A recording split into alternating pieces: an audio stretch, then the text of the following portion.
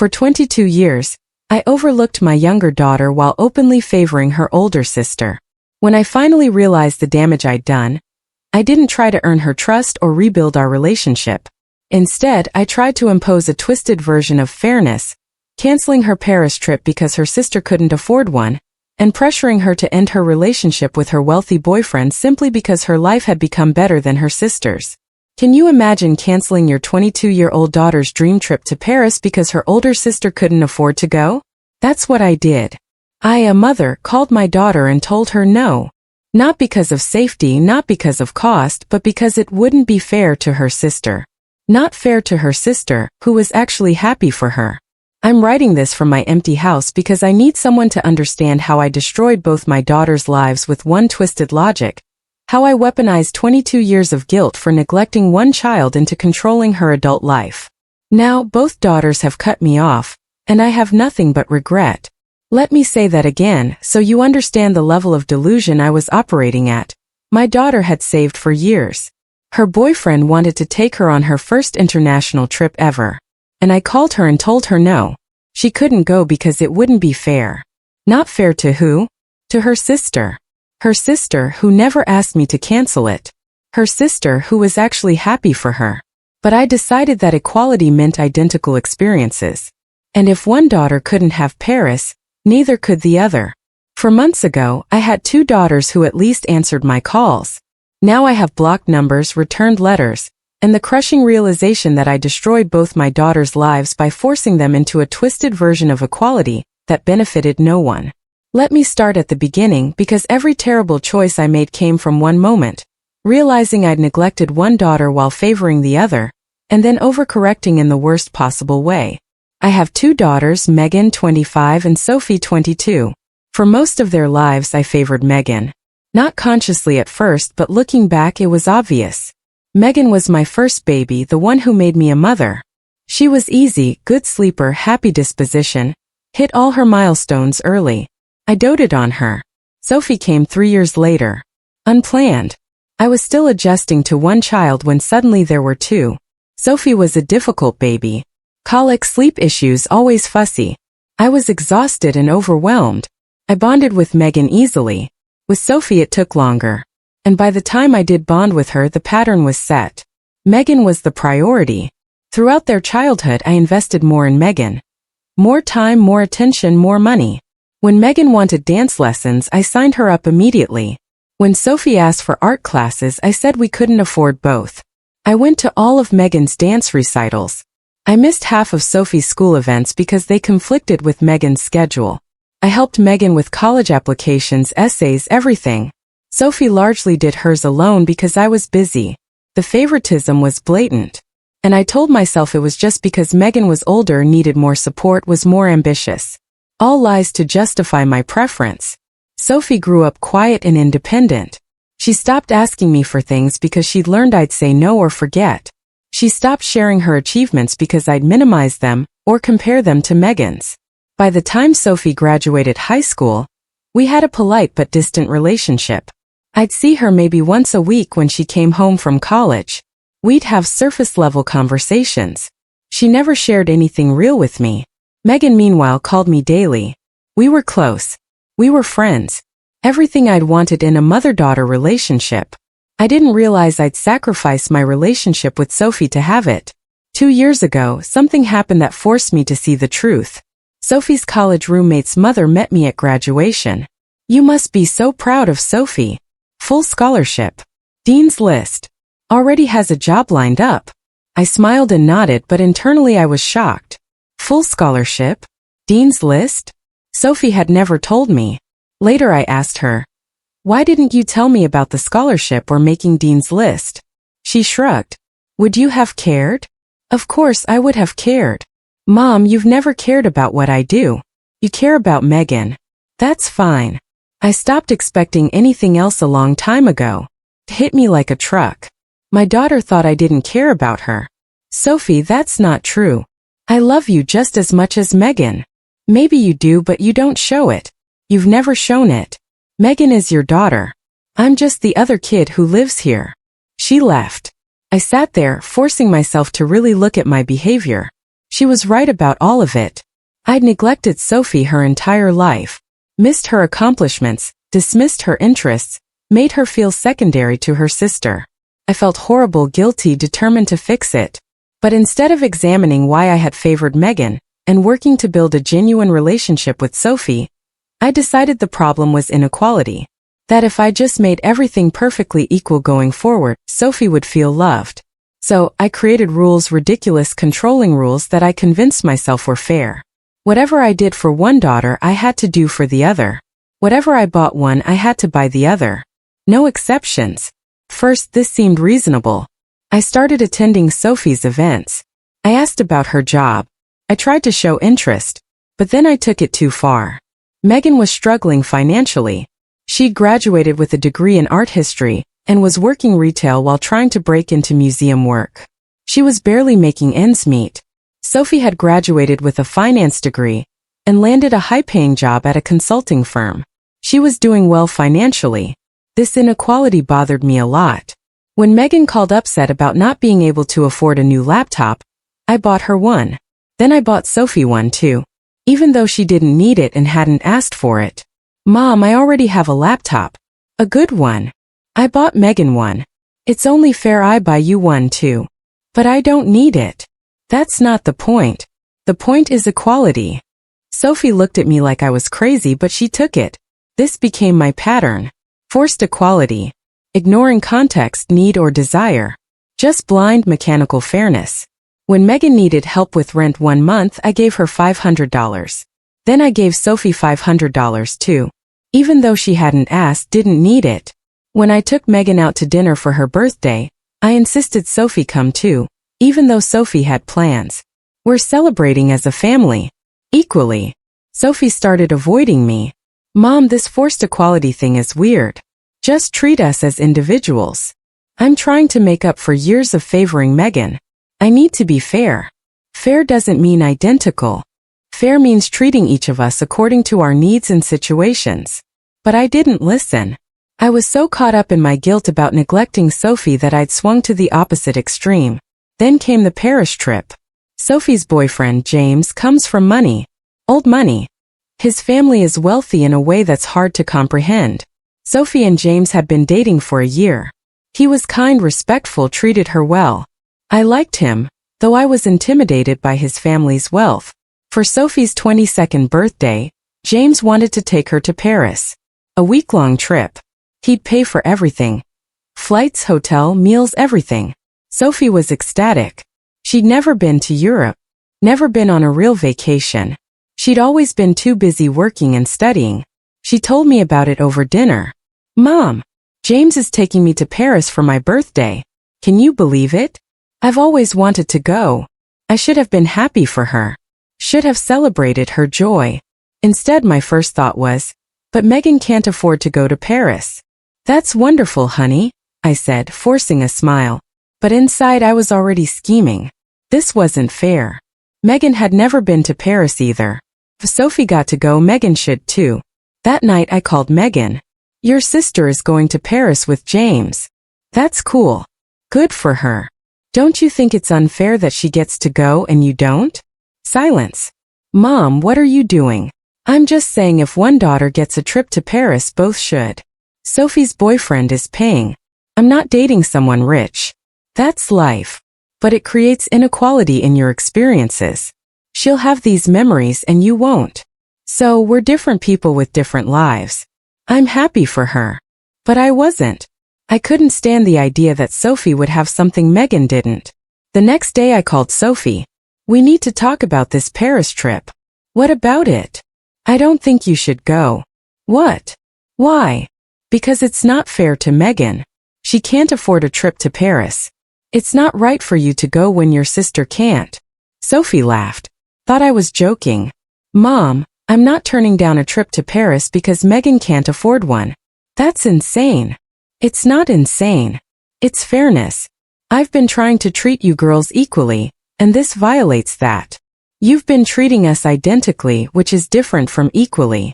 And now you want me to give up an amazing experience because of your guilt. I want you to consider your sister's feelings. Megan told me she's happy for me.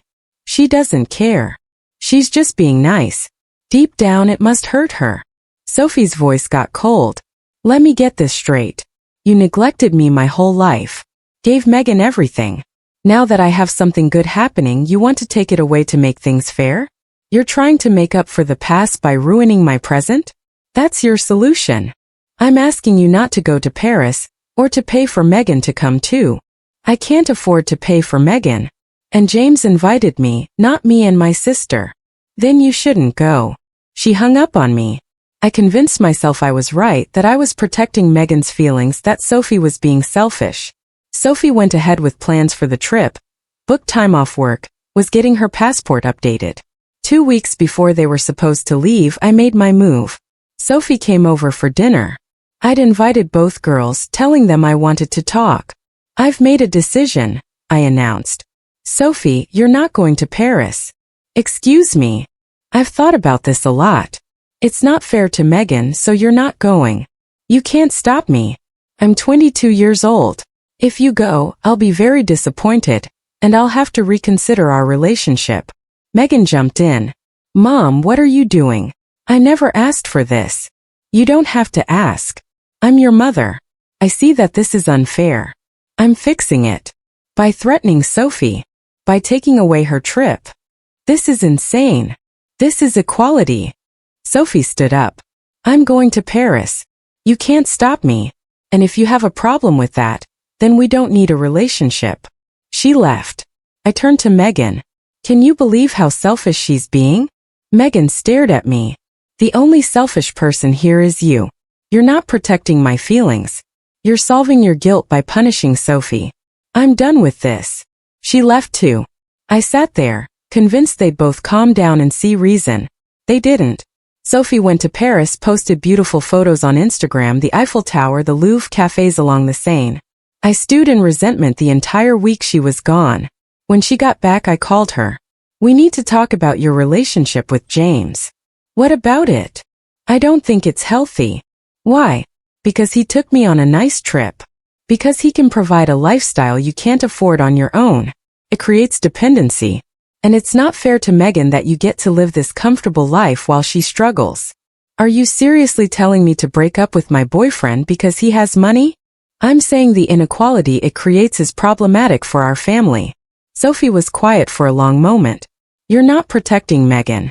You're trying to control me, and I'm done. Sophie, no. I'm done. You neglected me for 22 years. Now that my life is going well, you want to drag me down to make things equal? That's not love. That's manipulation. I'm trying to make things fair. Fair would have been treating me well when I was a kid. Fair would have been coming to my events. Fair would have been caring about my achievements.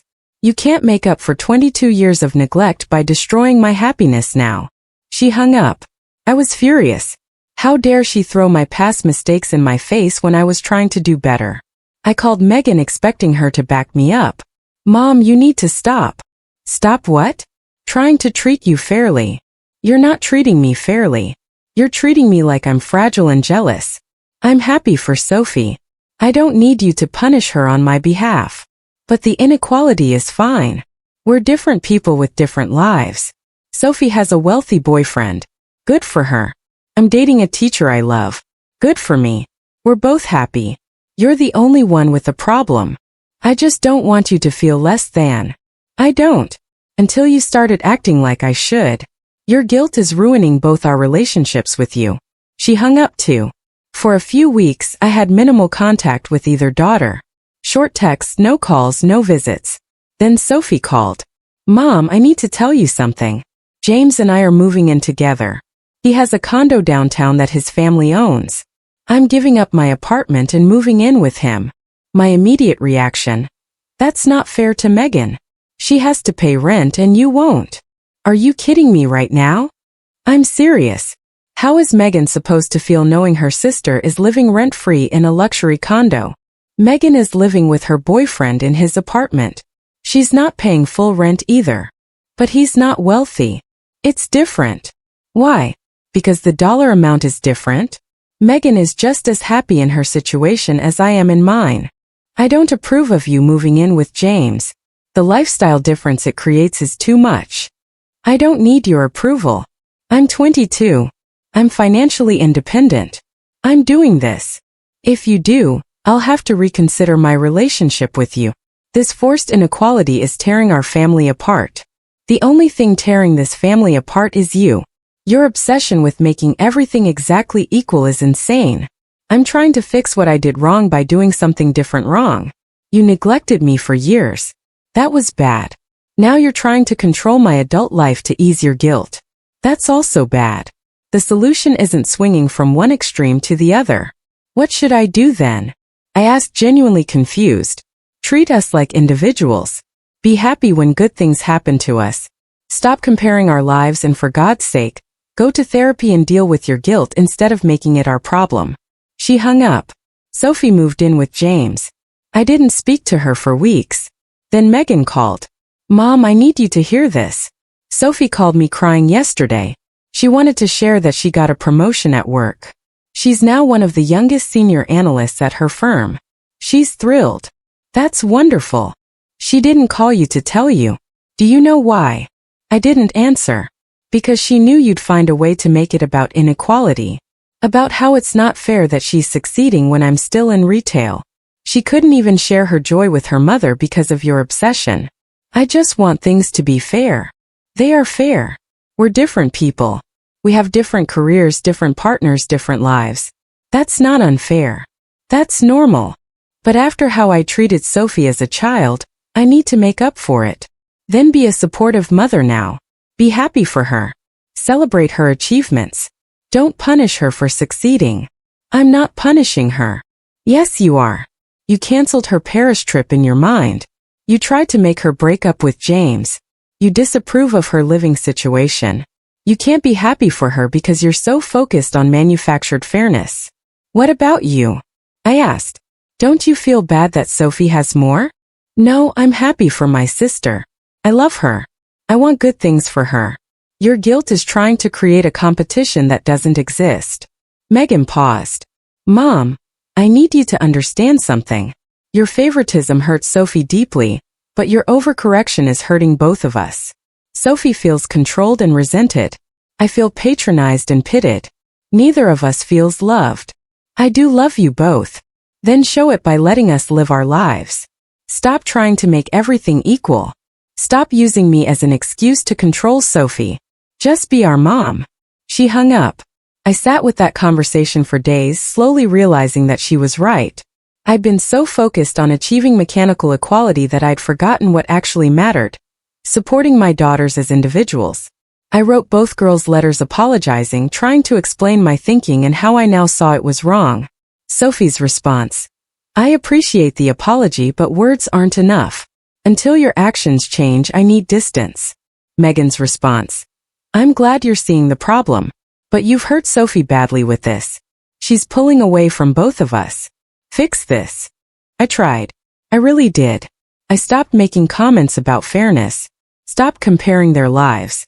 Tried to just be supportive. But the damage was done. Sophie stopped calling. Stopped visiting.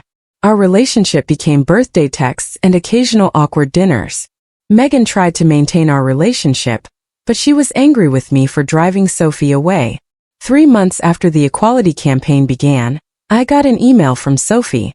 Mom, I'm writing this instead of calling because I need to say it clearly without interruption. For my entire childhood, you neglected me. You favored Megan in every possible way. I learned not to expect anything from you. I learned to be independent because asking you for support meant disappointment. I made peace with that. I accepted that you and I would never be close. I built a life without relying on you for anything, emotional or financial. Then suddenly, when my life started going well, you decided to fix things by forcing equality. But your version of equality meant dragging me down, not lifting me up. It meant canceling my joy, policing my relationship, and treating my success as a problem to be solved. You took your guilt about neglecting me and turned it into a weapon against my happiness. I'm done. I need you to stop contacting me. I need space to heal from both versions of you. The neglectful mother and the controlling one. Maybe someday we can have a relationship. But right now you're toxic to my well-being. I read that email dozens of times. Each time I wanted to argue, to defend myself, to explain that I was just trying to be fair. But she was right. I'd neglected her for 22 years. Then when she finally built a happy life despite my neglect, I tried to tear it down in the name of fairness. I'd never actually tried to build a real relationship with Sophie. I just tried to mechanically balance the scales. I called my therapist. I'd finally started seeing one after Megan's ultimatum. I lost both my daughters, I told her. Tell me what happened. I explained everything. The childhood favoritism, the guilt, the forced equality, Sophie's email. So let me understand. My therapist said. You neglected Sophie her entire childhood. Then, instead of working to understand why and building a genuine relationship, you decided to force identical treatment to ease your guilt. I was trying to make things fair. No, you were trying to make yourself feel better. Sophie didn't need you to cancel her Paris trip. She needed you to be happy for her, to celebrate her joy, to make up for years of neglect by actually showing up for her emotionally. But Megan couldn't afford Paris. Megan didn't care. You cared. You created a competition between your daughters that neither of them wanted. You used Megan as an excuse to control Sophie. She was right. Of course she was right. Why do you think you favored Megan? She asked. I don't know. She was easier, I guess. More like me. We connected naturally. And Sophie? Sophie was difficult. Fussy as a baby. Quiet as she grew up. We never connected the same way. So you gave up on her. The words hit hard. I didn't give up. You did. Instead of working to understand Sophie and build a connection, you decided she was difficult and focused on the easy relationship with Megan. I was overwhelmed. Many parents are overwhelmed. That doesn't excuse favoring one child over another for 22 years. I started crying. I ruined both my daughters' childhoods. Megan got too much pressure to be the favorite. Sophie got nothing. And now they're both hurt. Now you're understanding.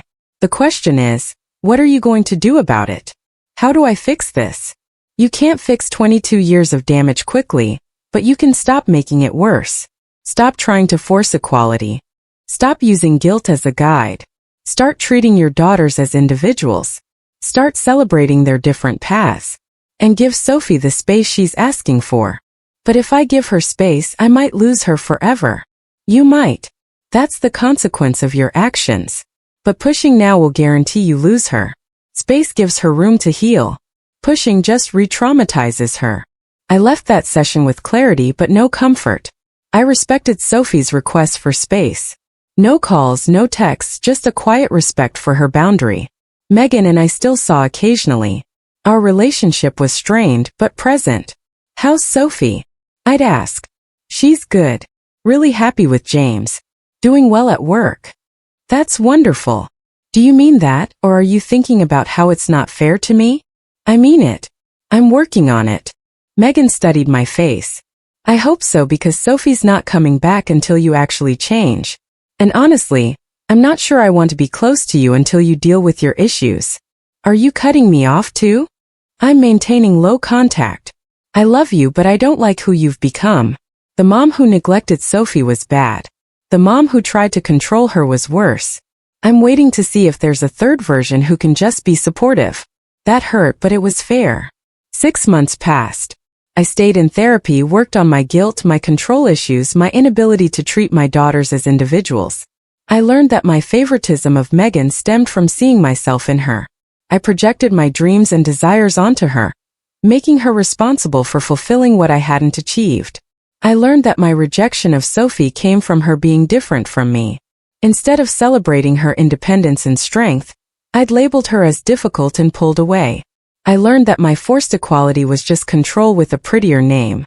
I was trying to manage my daughters' lives to ease my own discomfort with inequality without considering what they actually needed or wanted. Slowly I started to change. Not just in how I thought, but in how I acted. I stopped asking Megan about Sophie. If she wanted to share, she would. But I stopped using Megan as a pipeline of information. I sent Sophie one email. I'm respecting your space. When and if you're ever ready to talk, I'm here. No pressure. I love you. She didn't respond. I didn't expect her to. Megan noticed the change. You seem different. I'm trying to be better. Not just say it. Actually be better. That's good. Keep it up. Our relationship slowly improved. Not to what it had been, but to something more authentic. Less about me needing her to be my favorite, and more about actually knowing her as a person. I learned she wanted to switch careers from retail to social work. Instead of dismissing it or comparing it to Sophie's career, I asked about her plans and supported her. I learned she and her boyfriend were thinking about getting engaged. Instead of immediately planning or giving unsolicited advice, I just congratulated her and asked how she felt. Small changes, but Megan noticed. You're actually listening now, she said. One day. I'm trying. Sophie might be open to talking someday, but you need to give her more time. She's been hurt badly. I know. I'll wait as long as it takes. 8 months after Sophie's email, Megan invited me to dinner with her and Sophie. She's willing to meet one time. If you can handle it. I can handle it. Thank you. The dinner was at a neutral restaurant. Sophie arrived with James. She looked happy, healthy, confident. Nothing like the quiet, neglected girl she'd been. Hi, Mom, she said carefully. Hi, Sophie. You look wonderful. We made small talk. James was charming and kind. Megan filled awkward silences. Halfway through dinner, Sophie said, I need to say something. Okay. I'm not ready to have you back in my life fully. But Megan says you've changed, that you're in therapy, that you stopped the forced equality thing. I have. I'm so sorry for everything. For neglecting you as a child, for trying to control you as an adult, for using my guilt as an excuse to hurt you more. She nodded. I appreciate that, but apologies aren't enough. I need to see sustained change over time. I understand. I'll do whatever you need. What I need is for you to be a normal mom. Not over-involved. Not under-involved. Just present when invited. Supportive without being pushy. Happy for both me and Megan without comparing our lives. I can do that. We'll see. The dinner ended cordially. Not warm but not hostile either. A few weeks later, Sophie texted me. James and I are getting engaged. I wanted you to know before you saw it on social media. That's wonderful news. Congratulations to both of you. He's a good man and you're clearly happy together. Thanks. Just so we're clear, I'm not asking for money for the wedding. I'm not asking you to be involved in planning. I'll invite you as a guest if the time comes, but that's the extent of it. I understand. I'm just grateful to be invited at all. That was 3 months ago. Sophie and I text occasionally now, brief updates. Nothing deep, but it's something. Megan and I have rebuilt our relationship to something healthier. Less enmeshed, more authentic. I'm not close to either daughter. I may never be again. That's the consequence of neglecting one child for 22 years, and then trying to control her for months after. But they're both in my life peripherally. I'm invited to some events. Included in some conversations. It's not what I wanted, but it's more than I deserve. My therapist asked me recently what I've learned. That fairness doesn't mean identical treatment. That guilt is a terrible guide for parenting. That you can't make up for years of neglect by forcing equality. That treating children as individuals means accepting they'll have different lives with different levels of success and happiness. What else?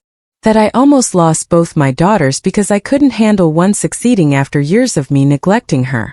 That my need to control came from my discomfort with the consequences of my own past behavior. That the only way to truly make amends is to become a different person, not just to mechanically balance scales. She nodded. You're getting there. I think about that Paris trip often, how it represented everything I'd done wrong. Sophie wanted to experience something beautiful with someone who loved her. After years of getting nothing from me, she finally found happiness and security. And my response was to try to take it away in the name of fairness to a sister who didn't want me to. I created a problem that didn't exist. Made both daughters uncomfortable, damaged our relationships further. All because I couldn't handle that Sophie's life was going well after I'd neglected her for so long. Sophie and James are getting married next summer. Megan is a bridesmaid. I'll be a guest. Seated in the back probably. Invited but not integral. That's appropriate. I haven't earned anything more. Megan is applying to grad school for social work. She's excited. I'm supportive without being overbearing. Both my daughters are building lives that don't center me. That's healthy. That's what I should have encouraged from the start. If you're reading this and you're trying to make things fair between your children, please understand. Fairness doesn't mean identical. It means treating each child according to their needs, celebrating their individual successes, and not using one child's circumstances to control another's. Don't do what I did. Don't neglect one child and favor another. But also don't overcorrect by trying to force perfect equality in adulthood. Just love them as individuals. Support them. Be happy for their different paths. That's all they ever wanted. I neglected my younger daughter for 22 years. Then I canceled her Paris trip, tried to make her break up with her wealthy boyfriend, and controlled her life in the name of fairness to her sister who never asked for it. Now I'm not really part of either daughter's life. That's what happens when you treat guilt as a parenting guide, and use one daughter's feelings as an excuse to control the other's life. You lose them both. Have you ever struggled with balancing fairness and individual needs within your family? What's the biggest lesson you've learned about parental guilt and its impact on your children? Tell me what you think. I really want to know.